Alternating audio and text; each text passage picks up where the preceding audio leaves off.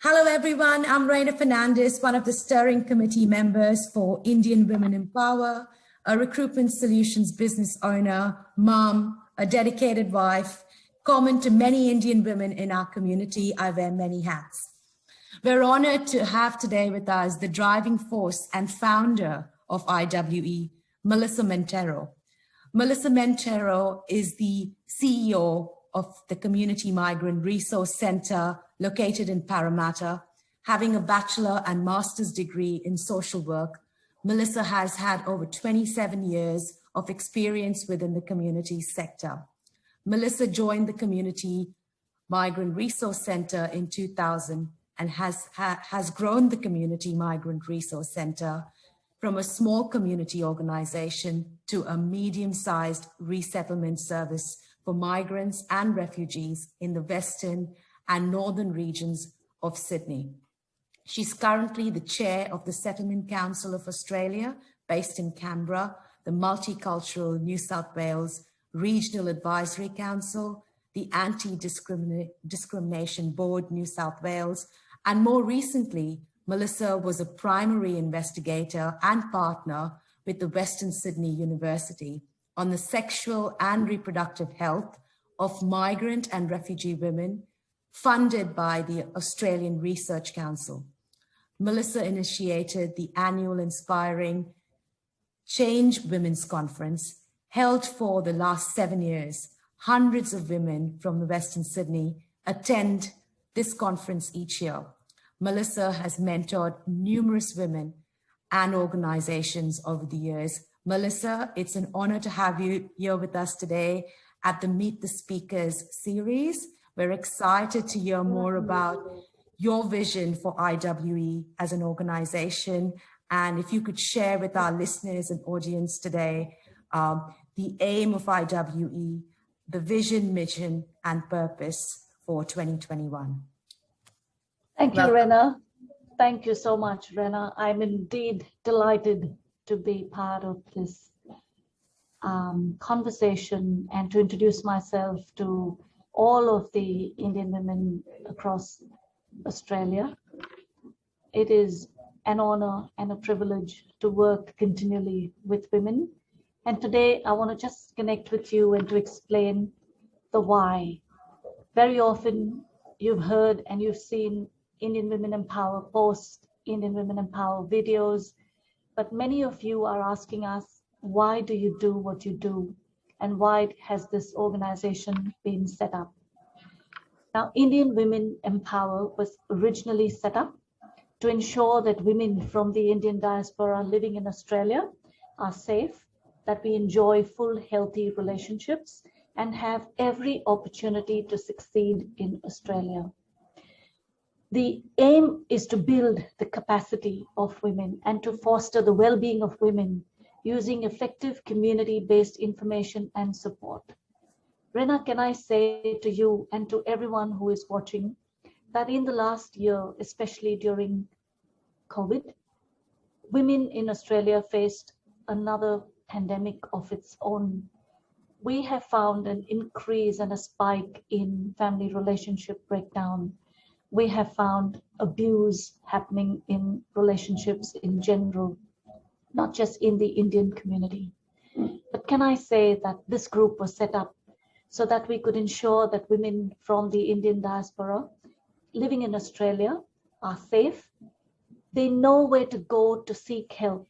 There are so many women out there in the community that you know are not enjoying full and healthy relationships. And IWE, Indian Women in Power, was set up with that in mind to help you to enjoy your relationship with your spouse and your family to its fullest. Thank you, Melissa. Thank you for sharing that with us. I think to help our audience connect a little bit more with you, if you could tell us a little bit about yourself. You know, where do you come from, your earlier days, a little bit about the book you've written, because I think that's a really great novel to be sharing a little bit more about your story as well. So if you could tell us more, that would be fantastic. Okay, so I'm the girl from Mumbai. I came to Australia a little over 22 years ago. and I have grown and have been raised and born and brought up in Mumbai, which is one of the capital cities in India. I have always had an interest in community services and community work. In fact, my journey started very early.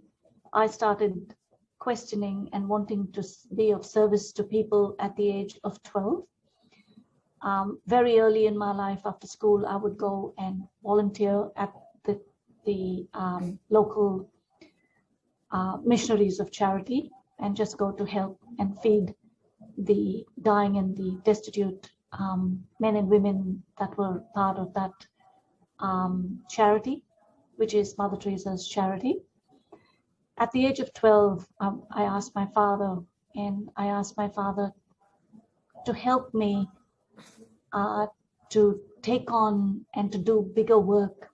And I wanted to actually be of service to people in a bigger way. And that's when my father guided me into a career in social work.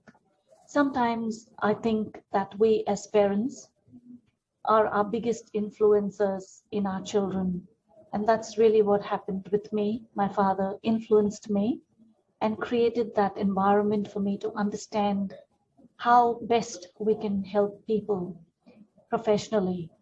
And so he guided me to do a bachelor's and a master's in social work, of which I did. And I volunteered in a number of organizations when I was in India.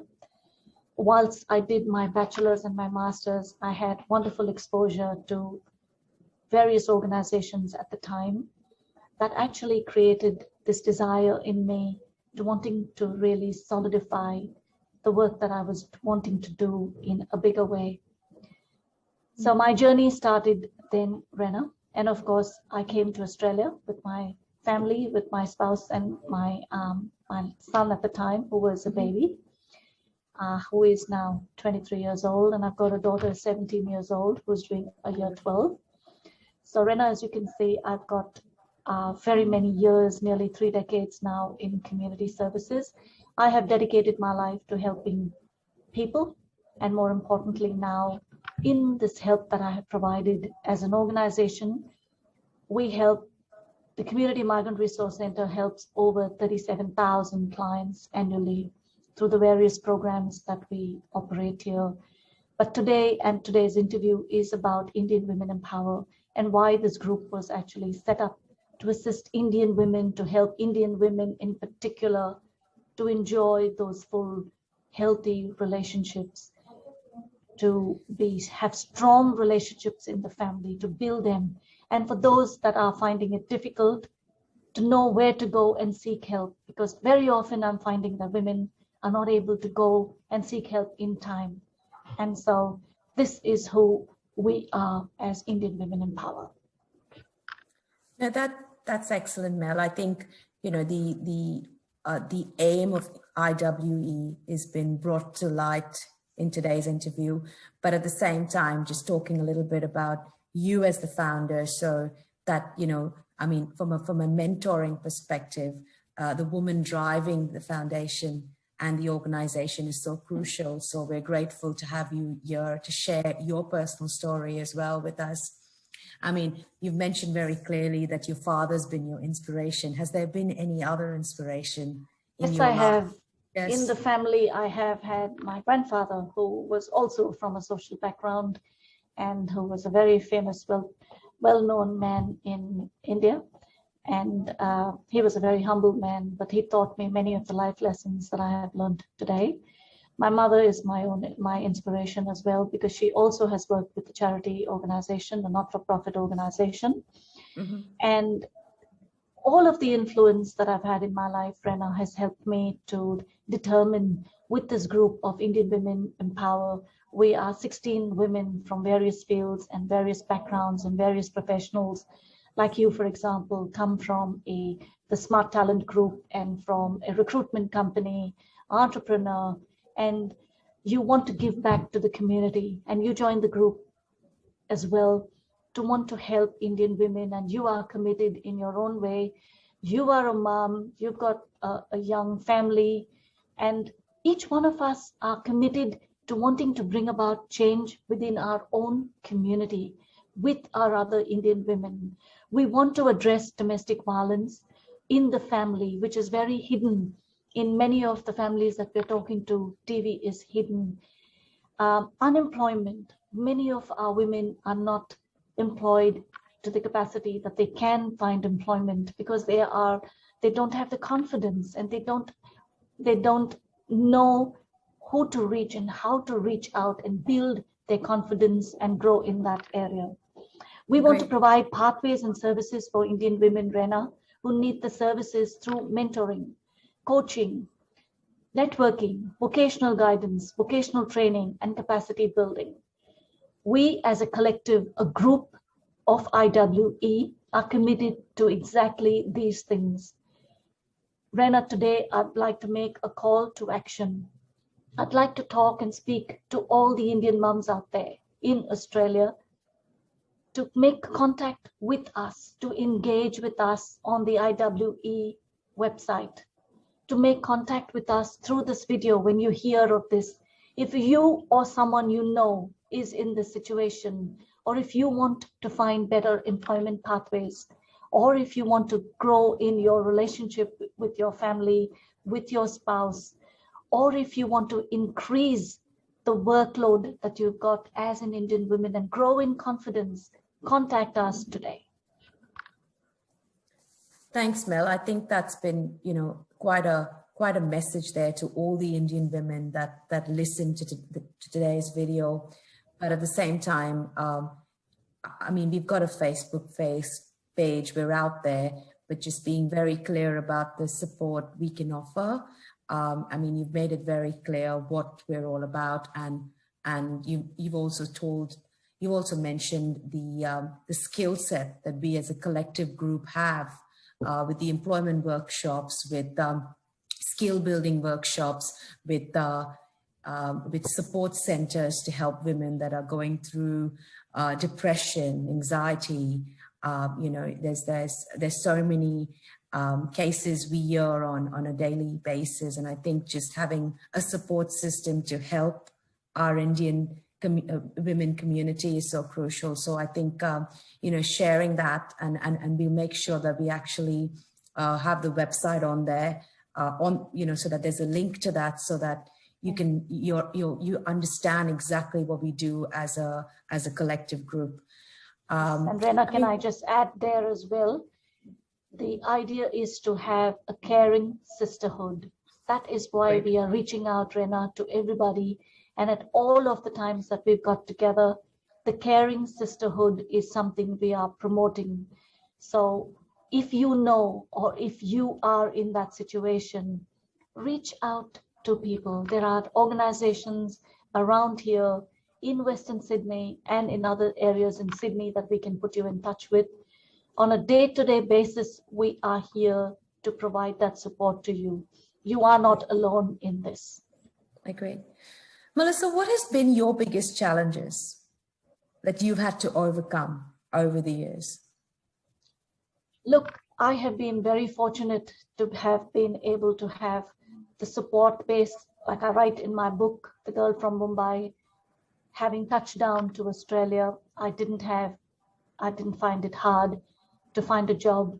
I didn't find it hard to find housing, but I do understand the issues and the needs, because I have come in from another country and are settling in this country myself. The biggest task for me, I think, is wearing the many hats that I wear. Like you, Rena, I wear a number of hats. And as you've seen in the introduction, I am a mother of 2 children. I am a full-time working mom. I head a medium-sized organization. We are in a space where we are